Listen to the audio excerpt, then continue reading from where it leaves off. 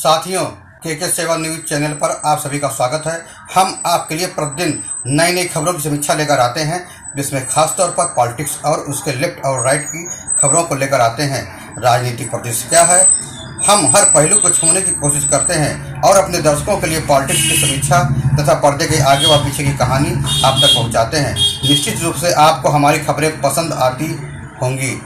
आज हम बहुजन समाज पार्टी के बारे में कुछ जानकारी आपको देंगे, इसकी समीक्षा करेंगे कि इस चुनाव में उसे क्या नफ़ा और नुकसान हुआ।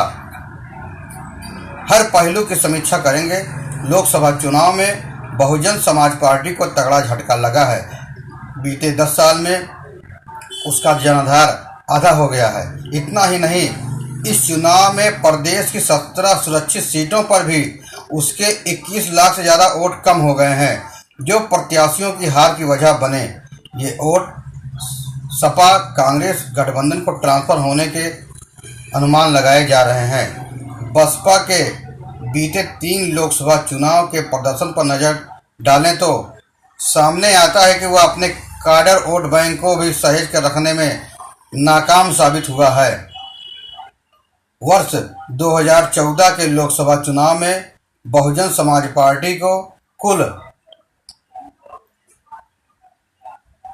1,49,14,194 वोट मिले थे, जो इस बार सिमट कर महज 82,93,000 लगभग रह गए हैं। पार्टी का आधा वोट बैंक चुनाव दर चुनाव विपक्षी दलों के पाले में चला गया है। यही वजह है कि बहुजन समाज पार्टी को चुनाव में करारी शिकस्त का सामना करना पड़ा। वर्ष 2019 के लोकसभा चुनाव के बाद बहुजन समाज पार्टी के सुप्रीमो मायावती ने समाजवादी पर उसके वोट ट्रांसफर नहीं होने का आरोप लगाकर गठबंधन तोड़ दिया था। उनका यह फैसला अब सवालों के घेरे में आ चुका है। बहुजन समाज पार्टी को बीते चुनाव में मिले वोटों का विश्लेषण करने पर पता चलता है कि उसे 2014 और 2019 के लोकसभा चुनाव में तकरीबन बराबर वोट मिले थे, जबकि आधी सीटों पर उसने अपने प्रत्याशी नहीं उतारे थे।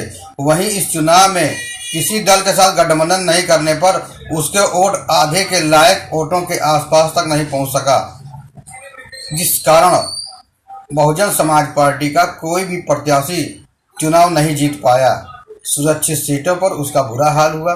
बसपा का सुरक्षित सीटों पर जो हाल है, 2014 के चुनाव में उसे सुरक्षित सीटों पर 39,71,000 लगभग वोट मिले थे, जबकि हालिया चुनाव में उसे इन सीटों पर केवल 18,24,000 वोट ही मिल सके हैं। 2019 के चुनाव में बसपा ने 10 जबकि समाजवादी पार्टी ने 7 सुरक्षित सीटों पर अपने प्रत्याशी उतारे थे।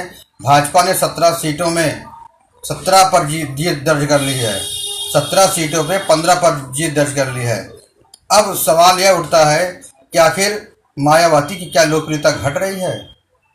क्या अखिलेश यादव की लोकप्रियता बढ़ रही है? आखिर क्यों बहुजन समाज पार्टी को वोट नहीं मिले, वो भी सुरक्षित सीटों पर? सुरक्षित सीटों पर तो बहुजन समाज पार्टी को अच्छा प्रदर्शन करना चाहिए था, लेकिन बहुजन समाज पार्टी धीरे धीरे गर्त में जाती दिख रही है।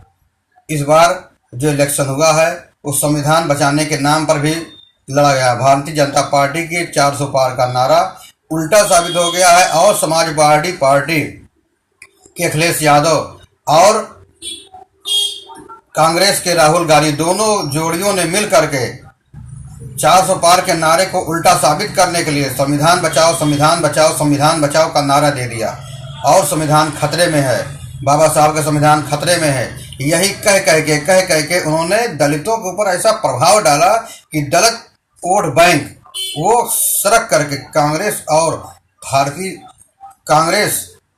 और समाजवादी पार्टी गठबंधन की ओर ट्रांसफर हो गए, जिस नाते समाजवादी पार्टी सुरक्षित सीटों पर भी चुनाव जीत गई है। फिर मिलेंगे नई खबरों के साथ। अब बहन मायावती को चाहिए कि अपने हार की समीक्षा करें, जहां गड़बड़ी हो उसके दूर करें, तभी वो अब आगे भविष्य में चुनाव में अच्छा प्रदर्शन कर पाएंगी, क्योंकि विधानसभा में केवल उनका एक विधायक है और लोकसभा में उनका सफाया हो चुका है। ऐसे में बहन मायावती को पूरी तरह अपने संगठन पर ध्यान देना चाहिए, और अपने उलूल जुलूल फैसलों पर भी समीक्षा करनी चाहिए। फिर मिलेंगे नई खबरों के साथ, नए जोश के साथ। धन्यवाद।